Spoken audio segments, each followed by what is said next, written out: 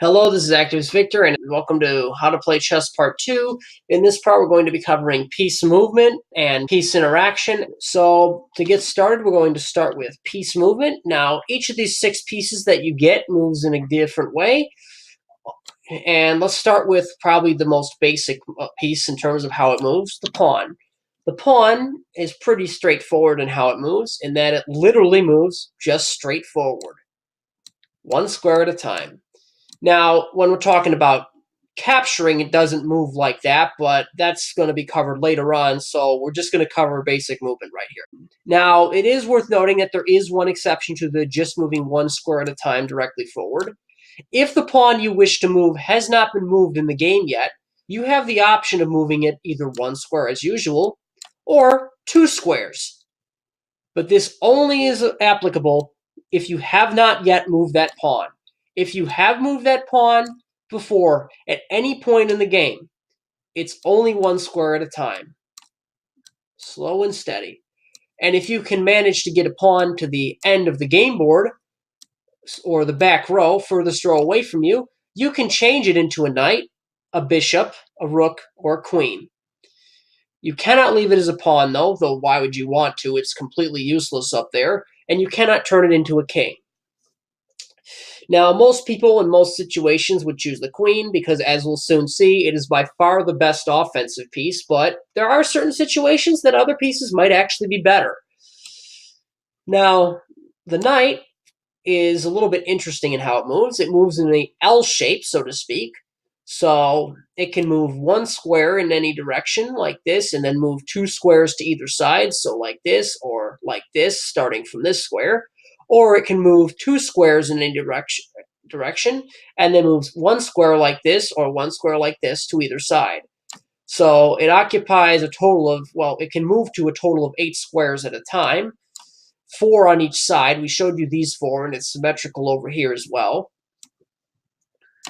The bishop can move any number of squares on any diagonal. So it can move to these squares over here, these squares over here, these ones here, and these ones here.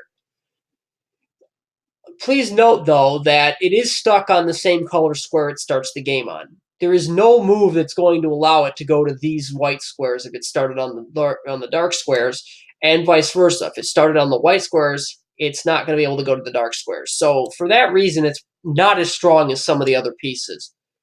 The rook is in some ways like the bishop. It's not restricted in how many squares it can move, but unlike the bishop, it can only move horizontally or vertically. So these squares, these ones, and these ones. The queen combines the powers of the bishop and rook in that it can move any number of squares horizontally, vertically, or diagonally. It is by far the best offensive piece in the game, and hence why you typically want to turn a pawn that you get into the back row into a queen. And it is definitely a piece you do not want to lose unless you stand something very big to gain from it, or just feeling like exchanging pieces with the enemy. So if you take their queen and they take yours, that's not necessarily a bad thing. And the king is in some ways like the queen. It can move in any direction that it so chooses, but unlike the queen, it can only move 1 square. So whereas the queen could move to any of these squares in these rows or diagonals, it can only move to these 8 squares right here. No more and no less. Each person can only move 1 piece in a turn, except for a special move called castling, which we'll cover in the next video because it's a little bit confusing. It involves more than just piece movement in terms of when you can make the move. All right, so we've gone over basic piece movement, which hopefully makes sense to you. Now, that being said, as we've shown before in the piece setup video, there are other pieces on the board. It's not just an empty vacuum where pieces can do whatever the heck they want without anything getting in the way. Pieces can and do get in the way. And when they do, a lot of times it's going to restrict potential moves. Such as here. This queen could normally move to these 3 squares and this 1 square beyond these 2 pieces right here, but since they're in the way, these squares are now off limits. That is to say, the queen cannot go through these pieces and land here, and it can't go through this and land on one of these 3 squares. They're basically a roadblock. And this is true of all other pieces except one, the knight. The knight's interesting. It doesn't matter if there's a piece in between it and the square it wants to go to. Let's do this because technically these are both legal moves. As long as the knight has an open square that is legal, that is to say it has an empty square that it can legally move to, doesn't matter if there's pieces in between it and that square, it can legally move there. So this knight can actually move to this square.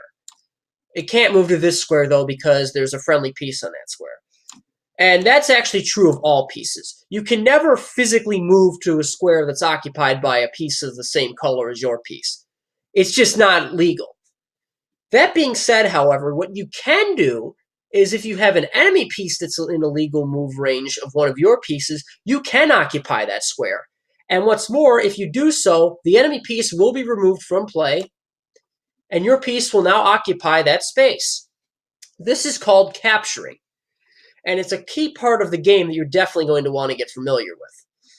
Now, most pieces capture the exact same way that they move. That is to say, the queen can capture by moving any number of spaces horizontally, vertically, or diagonally to occupy a space that an enemy piece is currently on, and removing it from play. Bishop can move any number of squares diagonally, king can move directly in any direction, yada yada.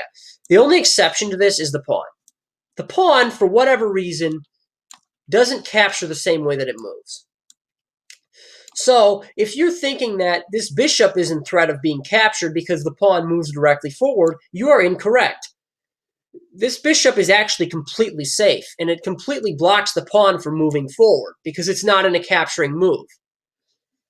However, the pawn can capture this rook because the pawn actually does capture by moving diagonally forward like so or like so.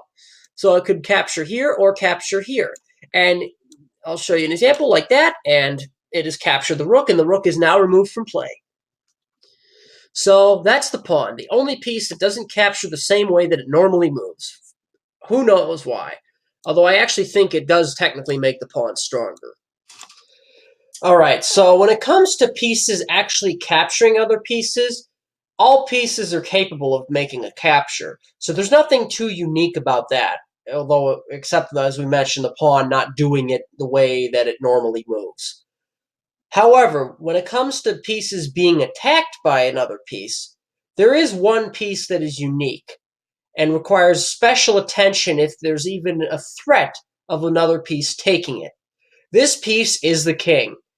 And in the next video, we're going to be discussing what happens when a piece launches an attack on your king and how you need to respond, and what happens if you can't do anything to prevent it from being taken. So with that said, this is Activist Victor signing off, and I'll see you in part 3.